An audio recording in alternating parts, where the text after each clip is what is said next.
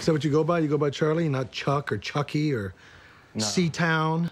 No, sir. Just Charlie's. Charlie, okay. You ever been arrested? No, sir. When's your curfew? It's 1 a.m. What time do you actually get home? Like 2.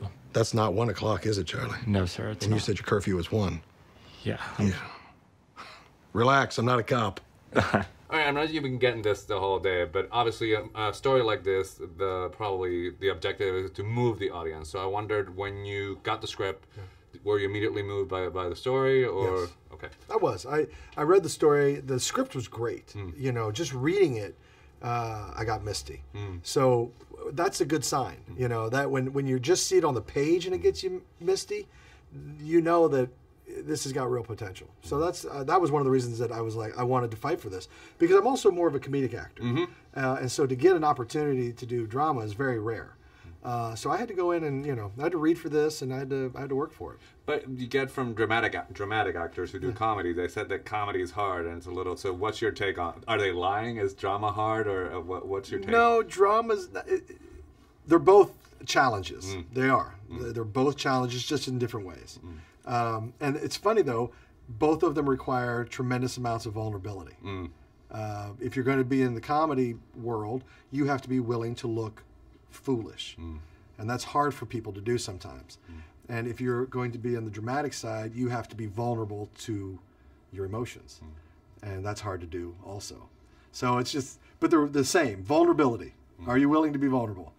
Then you can. Which is kind of scary anyway. It's terrifying. It's the most terrifying and it's thing. your job. Yes, exactly. So how did you get through? Because there's a looseness to your chemistry with Bella.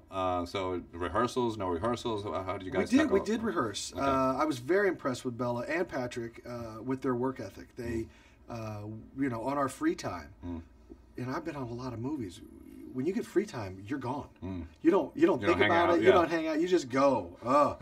And when we had free time, we got together and we would work on scenes, and we would talk about the script and the scene and what was going on relationship wise. And I you know, I think that extra work and concern, I think it paid off. Well, you talk about the comedic, dramatic aspect, but you also, in the comedic parts, you always seem to get, there's a mean streak to your and this one you get to be like the ideal dad that everybody would want to have. So was it fun, sort of like being in that energy while you were shooting this? Absolutely. I think in real life I'm a fun dad. And yeah, for the most part, when I do play comedy, I play comedy jerks. But I do play a comedic jerk. I try not to be evil, but it's, you know, you still got to be the bad guy sometimes. So I was happy to get a chance to one, just do a drama, and two, to play something hopefully as close to me as possible. I don't know. So that scene where you put you make Patrick extremely uncomfortable. Do you recall the time that that happened to you? Of course, of course. We've all. I think any man is. If you're courting someone, you know, you're going to sit on that couch as someone who's trying to date. And I've been the boyfriend on the couch on many occasions.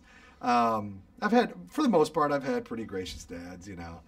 But there's always a couple dads that want to fight. They want to poke you and see what you're made of, and see if you're a good person. So in real life, at what stage are you in the dadness? Are you like dad, or are you dad? Because there's that level of. I'm right in that cusp where she's 13. She's gonna be 14 soon.